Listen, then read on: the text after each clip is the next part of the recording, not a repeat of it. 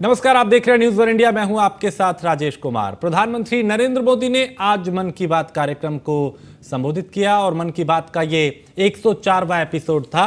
चंद्रयान की सफलता का इसमें जिक्र किया गया। उन्होंने कहा कि चंद्रयान की सफलता ने पर्व की खुशियों को कई गुना बढ़ा दिया। संकल्प के सूरज चांद पर भी उगते हैं, प्रधानमंत्री ने कहा, और आज बेटियां अंतरिक्ष को चुनौती दे रही हैं। हमारे सपने और प्रयास दोनों बड़े हैं। सितंबर का महीना भारत के सामर्थ्य का साक्षी बनेगा और दिल्ली में G20 शिखर सम्मेलन का आयोजन हो रहा है, इस बात का भी जिक्र किया और G20 के डेलीगेट्स का भव्य स्वागत हुआ। मिशन चंद्रयान नए भारत के उस स्पिरिट का प्रतीक बन गया है जो हर हाल में जीतना चाहता है और हर हाल में जीतना जानता भी है।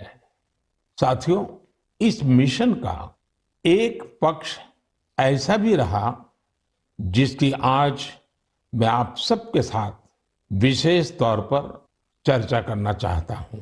आपको याद होगा कि भारत का मिशन चंद्रयान नारी शक्ति का भी जीवंत उदाहरण है।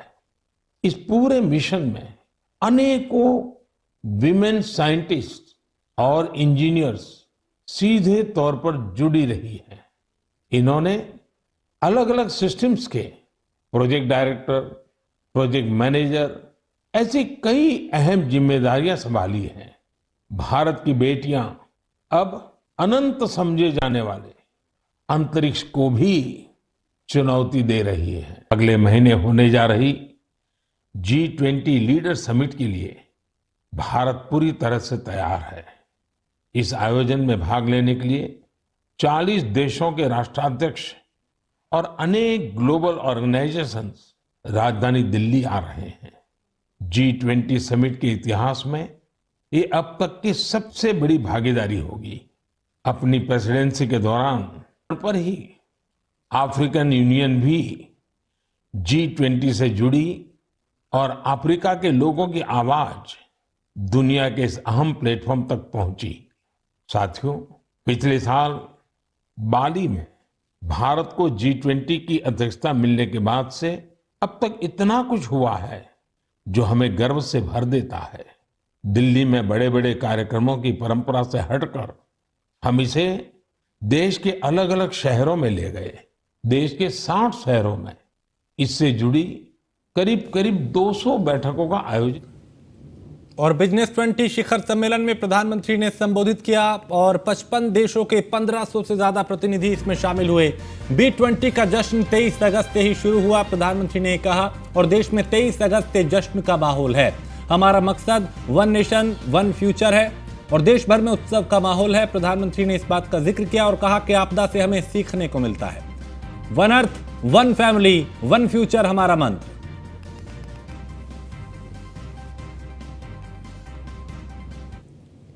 Profitable market can be sustained when there is a balance in the interest of producers and consumers.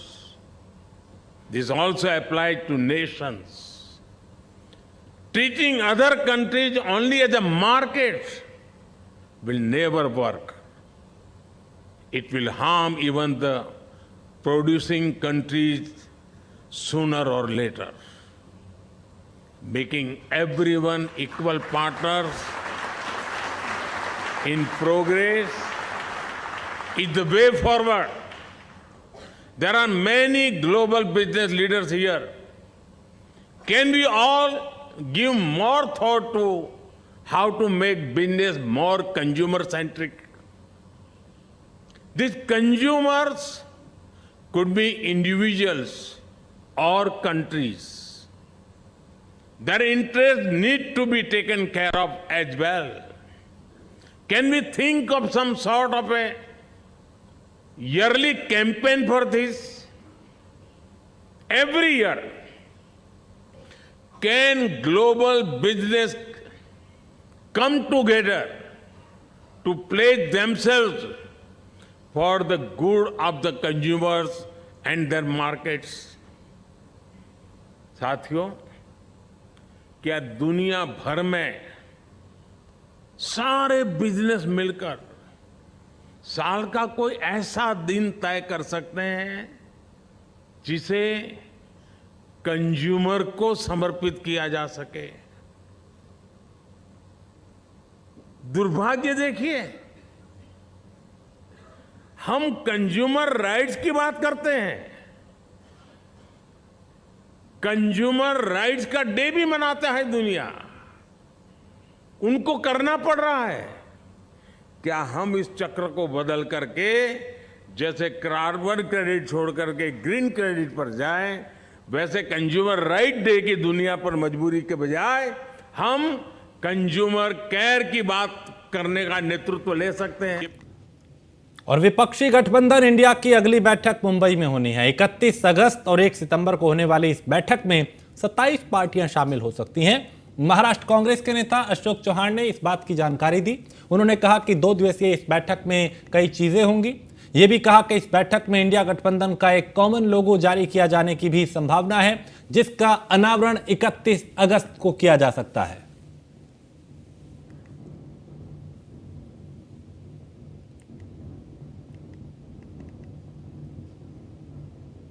तो इंडिया गठबंधन की अगली बैठक मुंबई में होनी है। इसको लेकर तैयारियां तेज हैं। 31 अगस्त और 1 सितंबर को यह बैठक होगी, 2 दिवसीय बैठक। इसमें लोगो भी जारी किया जा सकता है और आगे की रणनीति भी इसमें तय होगी, क्योंकि इससे पहले 2 बैठकें हो चुकी हैं, पटना और बेंगलोर में, और अब मुंबई की यह बैठक काफी महत्वपूर्ण साबित होगी कि आगे किस तरह की रणनीति इस विपक्ष के गठबंधन की रहेगी, क्योंकि 24 को लेकर अब विपक्ष भी पूरी तरह से एक्टिव है।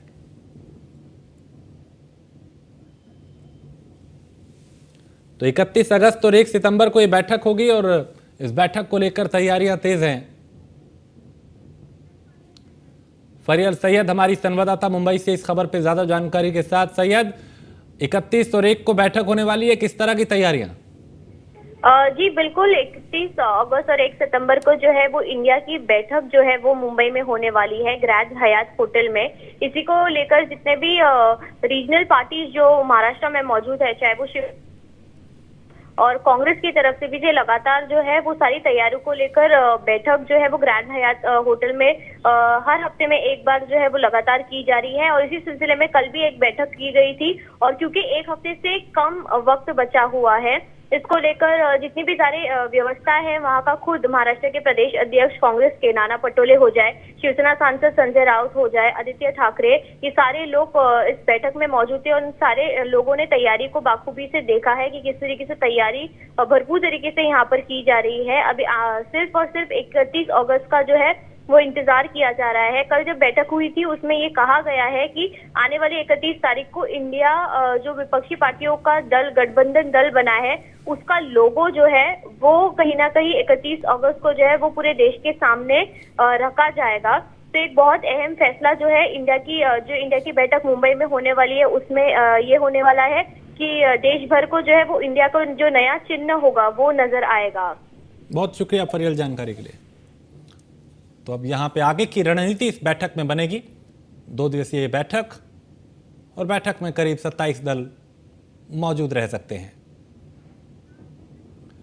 और महाराष्ट्र के डिप्टी सीएम अजीत पवार ने बदलते समय के अनुसार इसमें तकनीक का उपयोग करने का निर्देश दिया है। इसके साथ ही उन्होंने पिंपरी चिंचवड शहर में बढ़ते शहरीकरण और शहर के भविष्य के हित को देखते हुए पानी, घर, शिक्षा, सड़क को विकसित करने का निर्देश दिया। दरअसल महाराष्ट्र के डिप्टी सीएम अजीत पवार शहर में विकास कार्यों को लेकर उन्होंने बैठक की थी और इस मौके पर विधायक और कई दिग्गज यहां मौजूद रहे।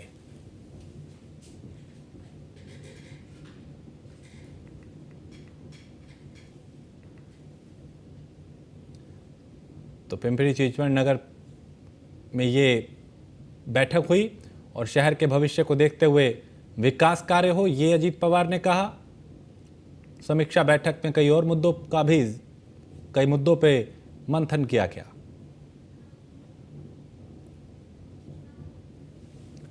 और महाराष्ट्र के मुख्यमंत्री एकनाथ शिंदे, उप मुख्यमंत्री देवेंद्र फडणवीस और उप मुख्यमंत्री अजीत पवार भरमणी जिले में कार्यक्रम में शामिल हुए। इस दौरान नांदेड़ एयरपोर्ट पे बीजेपी सांसद प्रताप पाटिल और हिंगोली सांसद हेमंत पाटिल समेत कई नेता उनका स्वागत करने पहुंचे और यहाँ पे कई और कार्यकर्ता और नेता भी यहाँ पहुंचे थे।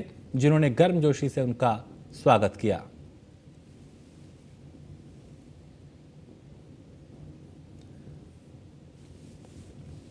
तो नांदेड़ एयरपोर्ट पर बीजेपी सांसद प्रताप पाटिल ने स्वागत किया और हिंगोली के सांसद हेमंत पाटिल समेत कई नेता यहां पहुंचे थे।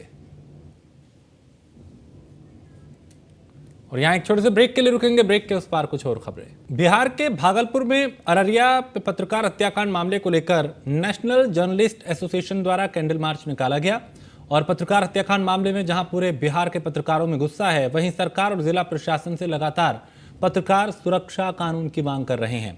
लोकतंत्र के चौथे स्तंभ पर हो रहे हमले को लेकर लगातार पत्रकारों द्वारा सवाल उठाए जा रहे हैं। नेशनल जर्नलिस्ट एसोसिएशन के जिला अध्यक्ष अरुण भारती ने कहा कि समाचार संकलन के दौरान भी पत्रकारों पर हमले होते हैं और अररिया में दरअसल एक पत्रकार विमल यादव को अपराधियों ने गोली मारकर हत्या कर दी थी और परिजनों को 20 लाख रुपए आर्थिक मदद और एक सरकारी नौकरी सरकार से इसकी मांग की जा रही है। के जो पत्रकार थे दैनिक अखबार के विमल यादव गोली मारकर हत्या कर दी गई थी, उन्हीं के मैंने अभी श्रद्धांजलि सभा हम लोग कैंडल मार्च किए, जो कि कल्याण समारालय गेट के लेके कैंडल मार्च किए गए। इसके अलावा हम लोग जो जिलाधिकारी को राज्यपाल के नाम से ज्ञापन देने जा रहे थे, क्योंकि अभी नहीं दे पाए उनके कारण से, तो वो अपना विस्तृत मांगों का ज्ञापन दिए। जो पत्रकार सुरक्षा कानून बहुत सारे उसमें हैं, वो सब देना है। क्या मांग है सरकार से, क्या मांग है? पत्रकार सुरक्षा कानून को लागू किया जाए। बिहार बीजेपी के प्रदेश अध्यक्ष सम्राट चौधरी ने प्रधानमंत्री मोदी के द्वारा किए गए मन की बात में हिस्सा लेने के बाद मीडिया से बात की और उन्होंने कहा कि देश के प्रधानमंत्री देश के युवाओं और देश की महिलाओं के प्रति चिंतित हैं। यह भी कहा कि इंडिया गठबंधन के होने वाली बैठक पर कहा कि देखिए आगे क्या होता है। लालू प्रसाद यादव अलग ही चाल चल रहे हैं और कई तरह की उन्होंने यहाँ पे प्रतिक्रियाएं दी।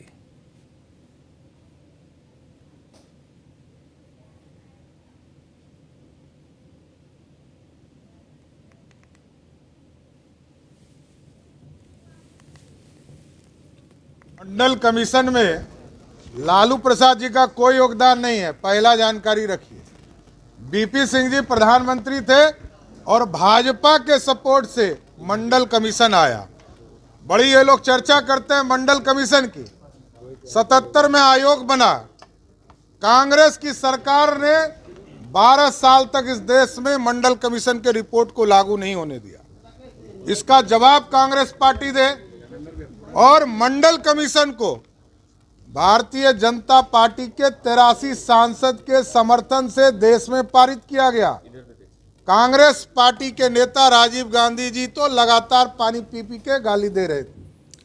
और बिहार विधानसभा में नेता प्रतिपक्ष विजय कुमार सिन्हा ने मुख्यमंत्री द्वारा लालू जी को फंसाने संबंधी बयान पर आपत्ति जताई और कहा कि संवैधानिक पद पर आसीन व्यक्ति द्वारा इस तरह का बयान अशोभनीय है। सिन्हा ने कहा कि लालू जी के खिलाफ माननीय न्यायालय में याचिका दायर करने और सीबीआई को साक्ष्य उपलब्ध कराने में जेडीयू के राष्ट्रीय अध्यक्ष ललन सिंह और आरजेडी के राष्ट्रीय उपाध्यक्ष शिवानंद तिवारी की महत्वपूर्ण भूमिका थी। नीतीश जी को सबसे पहले माफी मांगना चाहिए, क्योंकि उन्हीं के इशारे पर उनके राष्ट्रीय अध्यक्ष उन पर आरोप लगाए थे और उनको जेल भेजवाए थे। और मुख्यमंत्री नीतीश कुमार जी ने ही कहा था कि जैसी करनी वैसी भरनी। आज सत्ता और कुर्सी के लिए उनकी व्यवस्था साफ दिखाई पड़ रही है और ये सत्ता। और अब हरिद्वार का रुख करते हैं, जहां भारतीय जनता पार्टी के राष्ट्रीय अध्यक्ष जेपी नड्डा का जो हरिद्वार दौरा है वो हरिद्वार में है। गंगा आरती में यहाँ शामिल हुए हैं, पूजा अर्चना करते हुए।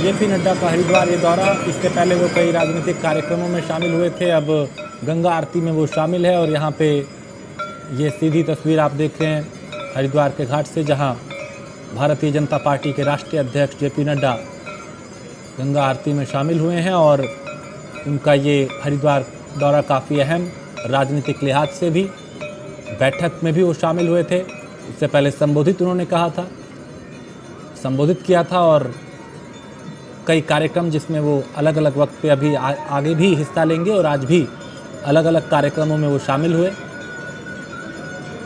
हर की पैड़ी में बीजेपी के अध्यक्ष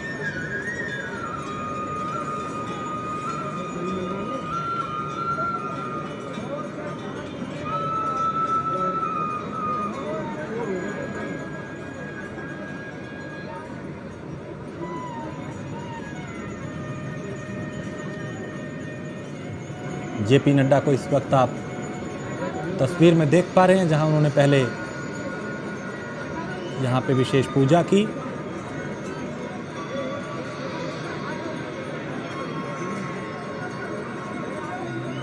और अभी ये जो गंगा आरती है उसमें वो शामिल हुए।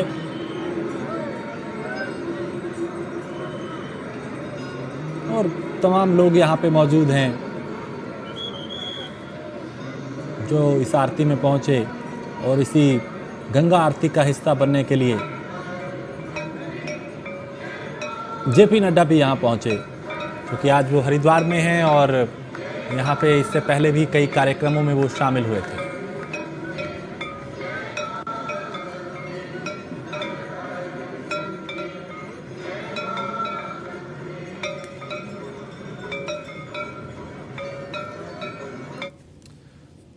और मुंबई के सांता क्रूज इलाके में स्थित गैलेक्सी होटल में आग लग गई। आग की लपटें देख मौके पर अफरा तफरी मच गई। आग की चपेट में आने से 5 लोग झुलस गए, जबकि 3 लोगों की इसमें जान गई है। आग लगने की सूचना मिलते ही दमकल विभाग की टीम मौके पर पहुंची और काफी मशक्कत के बाद इस आग पर काबू पाया गया। बताया जा रहा है कि आग दोपहर में करीब 1 बजे लगी थी। आग लगने की सूचना मिलते ही पूरे होटल में और आसपास के इलाके में अफरा तफरी मच गई और कई घंटों की मशक्कत के बाद इस आग पर काबू पाया गया।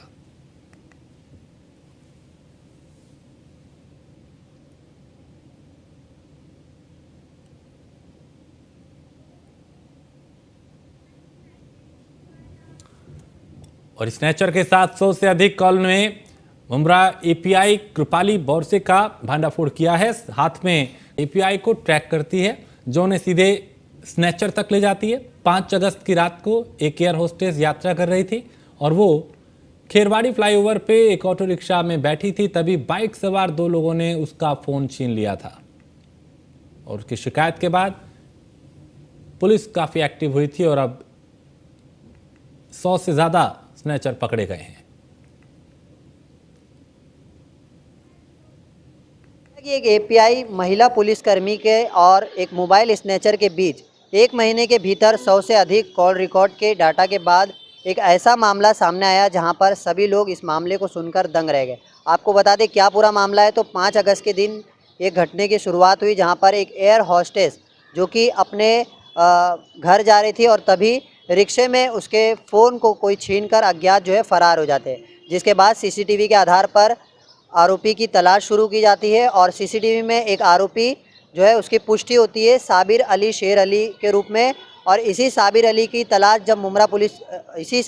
तलाश जब खेरवाड़ी पुलिस करती है तो खेरवाड़ी पुलिस को मालूम पड़ता है कि ये साबिर अली जो कि मुमरा का रहने वाला है और इसके बाद से उसकी तलाश काफ़ी ज़ोरों शोरों से शुरू कर दी जाती है। और अचानक 7 अगस्त को पुलिस को ये जानकारी मिलती है कि जो साबिर अली है वो मुंबई जा रहा है और अचानक उसका फ़ोन गोरेगांव में बंद हो जाता है, जिसके बाद पुलिस द्वारा एक एपीआई कृपाली बोरसे उनका सीडीआर निकाला जाता है, जिस सीडीआर में काफ़ी हैरान कर देने वाला मामला सामने आता है कि मोबाइल स्नैचर के बीच और एक मुमरा के अधिकारी के बीच 1 महीने के भीतर 100 से अधिक कॉल डाटा थे। और इसी के आधार पर जो एपीआई कृपाली बोरसे उनका सीडीआर के तहत जो है लोकेशन निकाली जाती है और लोकेशन जो है पवई के एक 5 स्टार होटल में जाकर के रुकती है। अब ये देखना है इसके मामले के आगे की इन्वेस्टिगेशन किस तरीके से होती है और किस तरीके से इस पूरे मामलात में ये जो भांडाफोड़ हुआ है कॉल डेटा के बाद उसमें और आगे क्या अपडेट आता है।